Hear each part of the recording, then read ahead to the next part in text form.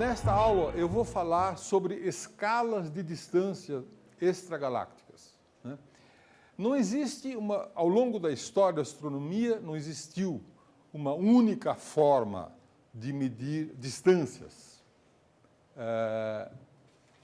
tanto de estrelas quanto de galáxias, né? Se desenvolveu vários métodos e muitos desses métodos eram baseados em métodos anteriores, né?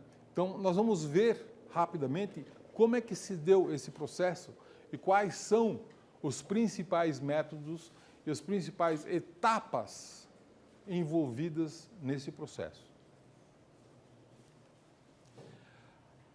O método básico da escala de distância, mesmo escala de distância extragaláctica, é a paralaxe trigonométrica, né? Não que a gente possa medir distâncias de galáxias usando a paralaxe trigonométrica. Não. Seria totalmente impossível, tecnicamente, né, fazer uma paralaxe trigonométrica de Andrômeda ou de galáxias mais distantes. No entanto, este é o primeiro método, o método básico e o método calibrador dos outros métodos. Portanto, é importante entender como é que esse método da paralaxe trigonométrica funciona. E ele funciona basicamente tomando a Terra como um observatório de uma certa estrela a uma certa distância d, né? A Terra, num dado momento, se encontra aqui, você fotografa essa estrela e a sua imagem está projetada no plano de fundo, junto com as estrelas mais distantes, numa certa posição. 6 meses depois, a Terra está em oposição, do outro lado do Sol. Você fotografa novamente esta mesma estrela e ela se deslocou na fotografia, né? Porque a projeção dela agora é diferente, a perspectiva é um pouco diferente, né? Formando então um ângulo alfa, tá certo? Que nós chamamos de paralaxe trigonométrica. E quando este ângulo alfa é de 1 segundo de arco, nós dizemos que a estrela está a 1 parsec. Parsec significa paralaxe de 1 segundo de arco. Esta é a definição do parsec. Então, esta é a forma primária de se medir a distância de uma estrela, né?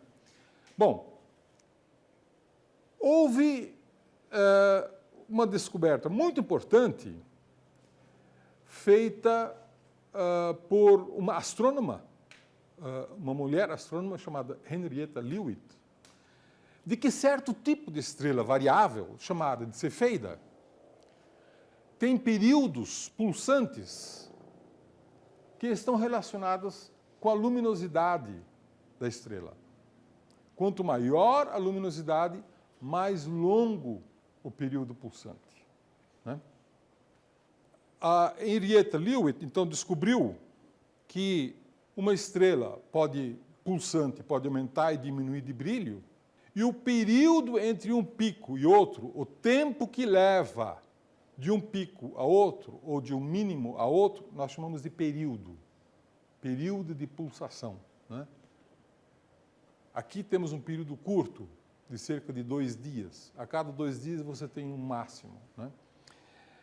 A descoberta, então, depois de um árduo trabalho, como vocês podem ver aqui, toda uma equipe da Universidade de Harvard trabalhando nesta empreitada, e aqui na parede até vocês podem ver o diagrama de uma cefeida pulsando, né?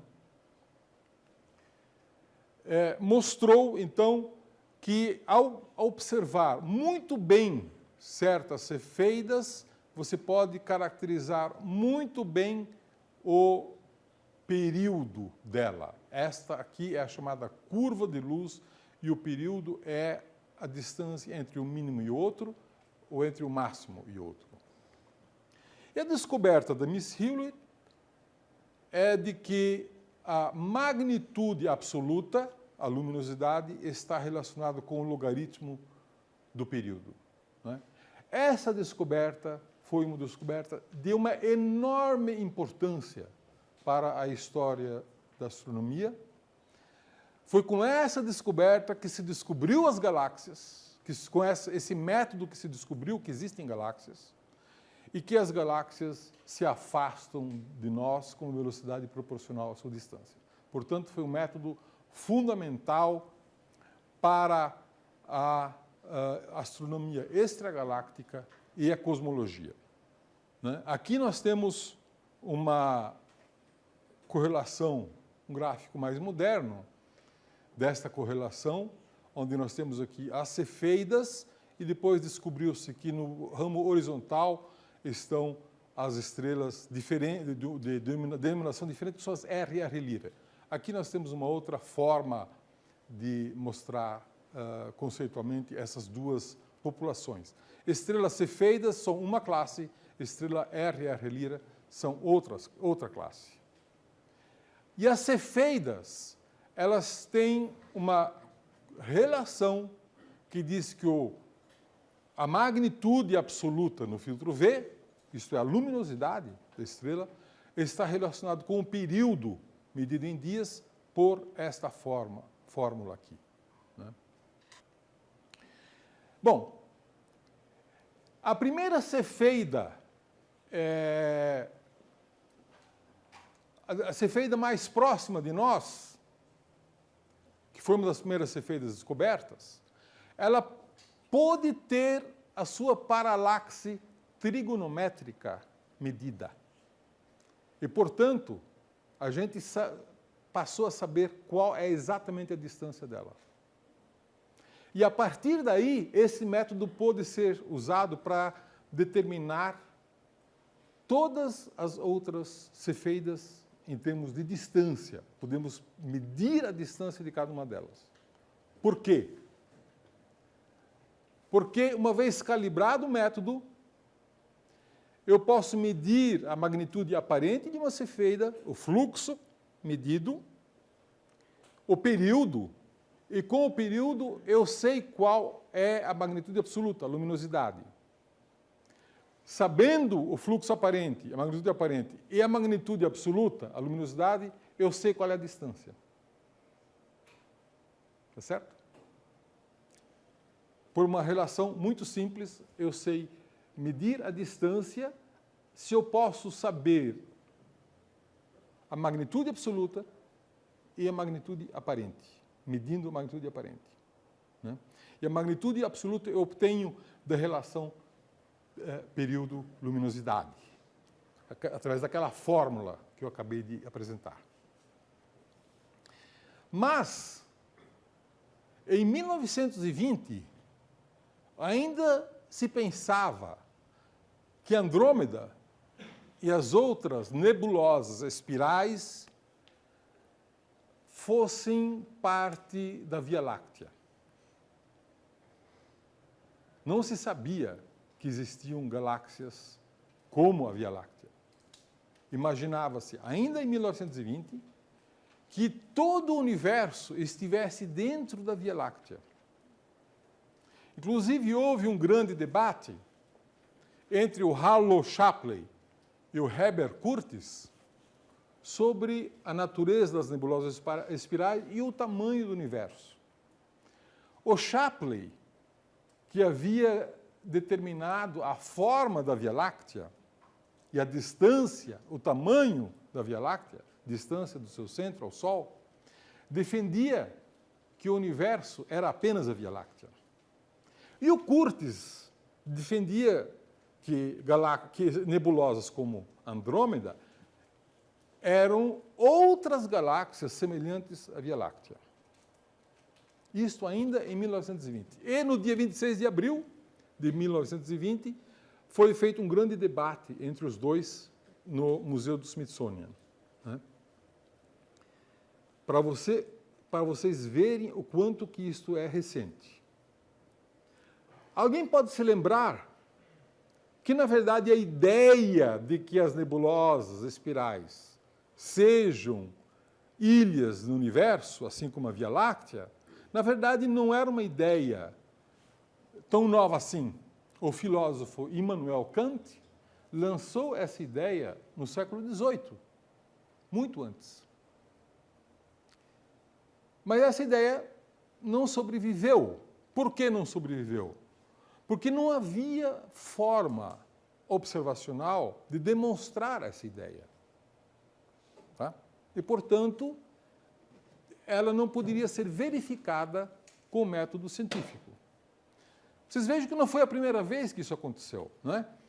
Quem lançou a ideia do sistema heliocêntrico?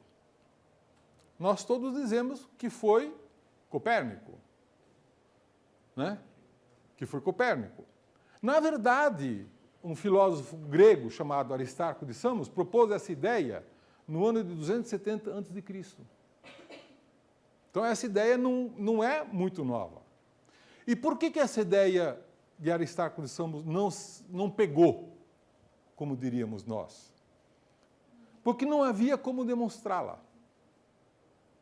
Não havia como verificar, pelo método científico, que essa ideia estava correta. Somente quase 2 séculos depois, né? Quando Copérnico lançou essa ideia, aí sim, cientistas como Galileu, como Kepler, baseado nas medidas de Tycho Brahe, conseguiram provar, pelo método científico, que esse modelo não só explicava melhor do que as observações do que o modelo anterior, mas ele estava correto. Ele podia fazer previsões verificáveis, né? Da mesma maneira, a ideia do Immanuel Kant, ela essencialmente não teve uma comprovação científica. Então, em 1920, ainda existia essa dúvida entre os grandes cientistas, como Harlow Shapley, que argumentou, depois de ter descoberto, vamos dizer, a Via Láctea, né? Foi ele que determinou a forma, o tamanho e a distância do centro da Via Láctea. Ele argumentava que todo o universo estava contido na Via Láctea, né? E aí surgiu Edwin Hubble. E o Edwin Hubble, então, passou a estudar com grande afinco a nebulosa de Andrômeda. E, como vocês podem ver aqui, no dia 6 de outubro de 1923, ele descobriu uma cefeida. Está aqui a fotografia dele, que ele tirou no telescópio do Mount Wilson, né, de 100 polegadas. Né? E esta estrela, então, está localizada numa fotografia moderna, nesse retângulo aqui, e uma foto tirada com o Hubble Space Telescope, o telescópio espacial, é esta estrela nesse círculo. Tá certo? Esta é a cefeida que o Hubble, então, identificou na nebulosa de Andrômeda e conseguiu medir o seu período. Aqui está o gráfico que ele fez da magnitude em função do tempo. Então, determinou o período dessa estrela. Sabendo o período, usou a fórmula da relação período-magnitude absoluta, tendo a magnitude aparente, ele determinou a distância dessa estrela. E mostrou que a distância dessa estrela, e, portanto, a distância de Andrômeda, era muito maior do que a dimensão da Via Láctea. A dimensão da Via Láctea, nós sabemos hoje, é de cerca de 100 mil anos-luz. Andrômeda está a uma distância de 2 milhões de anos-luz. Portanto, é uma ilha totalmente separada da nossa, né? Então, esse trabalho o Hubble publicou, na verdade, em 1924. Portanto, ficou provado que as nebulosas espirais são entidades extragalácticas. A partir daí, isto ficou demonstrado pelo método científico, né? Hoje, nós temos aqui uma relação das cefeidas da Grande Nuvem de Magalhães a magnitude em função do período e vocês vejam quão esta correlação, quanto que ela é boa. Esta excelente relação foi um instrumento muito importante para a história da astronomia. Mas vejam que ela não poderia existir, esse método das cefeidas, se pelo menos uma das cefeidas não tivesse sido calibrado com o método da paralaxe trigonométrica. Né? Então foi necessário fazer um degrau na escada com a paralaxe trigonométrica e a partir daí ter um segundo degrau para o método das cefeidas. Né? E depois foi necessário um terceiro degrau para ir a distâncias no universo tão grandes que as cefeidas não podiam ser observadas. Porque as cefeidas você pode observar até uma certa distância, depois disso o telescópio não detecta mais. Como é que você mede a distância além disso? Existem outros métodos. Né? Existem outros métodos. Esta aqui mostra para vocês o quanto que a correlação entre a luminosidade em magnitudes e o período é boa para determinações recentes das cefeidas da Via Láctea em amarelo e da Grande Nuvem de Magalhães em azul.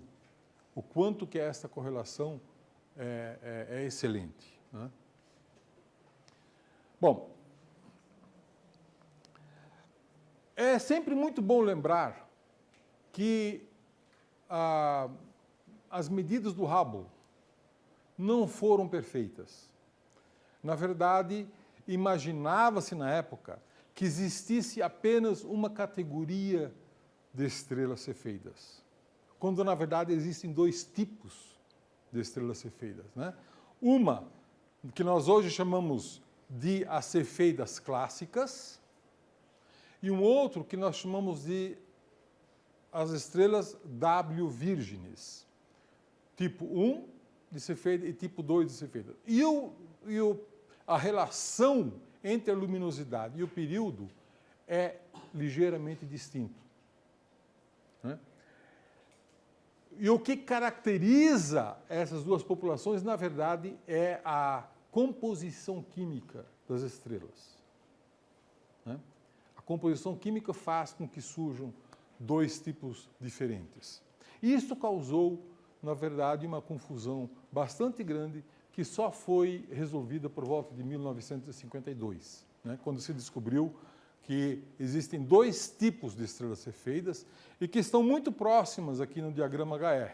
Nesse diagrama HR nós temos a sequência principal, o Sol está aqui, as cefeidas clássicas estão aqui e as cefeidas do tipo W Virgens estão aqui, enquanto que as variáveis R e R Lyrae, que foram as variáveis usadas pelo Shapley para medir o tamanho da Via Láctea, para medir a distância dos aglomerados globulares, foram as R e R Lyrae que ele usou, né? E que são parentes das cefeidas, mas não são iguais. Muito bem, hoje nós temos diversos métodos que podem ser usados para medir distâncias extragalácticas. Né? O método fundamental, como eu já falei, é o método da paralaxe trigonométrica. E o método mais usado para medir distâncias de galáxias durante muito tempo foi o método das cefeidas, com o qual pôde-se chegar facilmente até uma distância de 10 megaparsec, isto é, 30 milhões de anos-luz de distância. Né? Hoje se consegue, com o telescópio espacial, chegar até além disso. Né? Não muito além, mas consegue-se chegar além disso. Mas é importante medir distâncias maiores do que isso.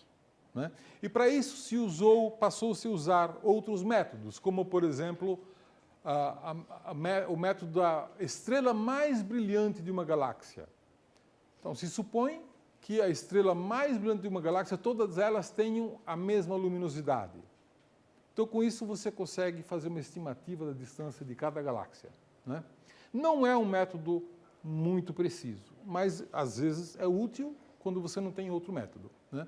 Existe também uma outra relação chamada de Tully-Fisher, que é usado para galáxias espirais, né?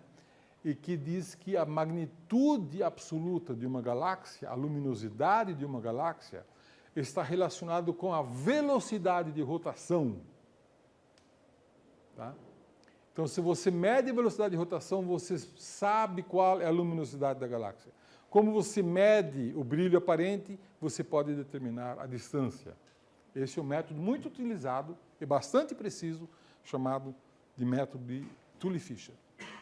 Também se usa para determinar distâncias de aglomerados de galáxias a luminosidade da galáxia mais luminosa. Supõe que a galáxia mais luminosa de um aglomerado sejam iguais em todos os aglomerados, o que não é uma boa aproximação, mas é um método útil quando não se tem outro, né? Um método mais preciso, como o terceiro degrau na nossa escada cujo primeiro degrau é a paralaxe trigonométrica, o segundo degrau é o método das cefeidas e o terceiro degrau é o método da supernova do tipo 1A. Descobriu-se que certo tipo de supernova, e aqui vocês veem uma galáxia no qual acabou de explodir uma estrela, essa estrela é uma galáxia do tipo supernova. As supernovas ocorrem em dois tipos, as do tipo 1 e as do tipo 2. As do tipo 2 podem ter comportamentos os mais diversos, mas do tipo 1, elas todas se comportam exatamente do mesmo jeito. Elas não têm hidrogênio no seu espectro e têm curvas de luz muito semelhantes. O que é uma curva de luz? É o gráfico do brilho em função do tempo, né? Então, quando uma estrela explode numa galáxia, aqui você tem uma galáxia distante, antes da supernova, e logo depois da supernova surgiu uma estrela. Isso são fotos tiradas com o telescópio espacial.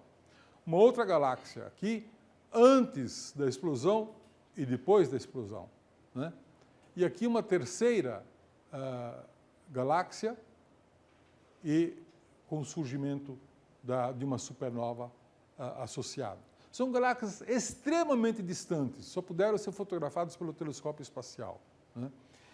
Essas galáxias têm brilho em função do tempo bastante semelhantes, muito semelhantes. Essa é a chamada curva de luz, né?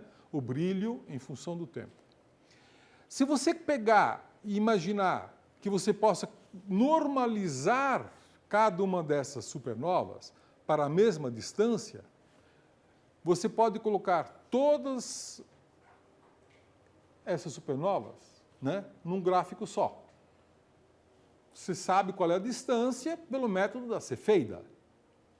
Então você determina que todas as galáxias, todas as supernovas do tipo 1A, que são aquelas que não têm hidrogênio, têm esse tipo de comportamento, né? Isto é, o pico do brilho é igual para todos. E você sabe qual é o valor da magnitude absoluta da luminosidade da galáxia, da supernova, nesse instante do pico. Se você sabe que no instante do pico, todas elas têm a mesma luminosidade, então você medindo o fluxo aparente, você sabe qual é a distância. Tá certo? Você sabe a luminosidade, sabe o fluxo aparente, você mede imediatamente a distância. E este método, como vocês podem ver, é extremamente preciso. Basta ver que a dispersão de pontos nesse gráfico é muito pequena. Então, uma vez que você descobriu uma supernova a uma distância muito grande, mas muito grande mesmo, bilhões de anos-luz de distância, pode-se medir supernovas do tipo 1A. Se você pode provar que essa supernova é do tipo 1A, então você pode medir a distância dela com grande precisão.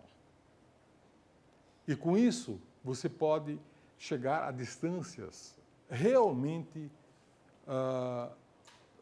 inacreditáveis até algumas décadas atrás, né?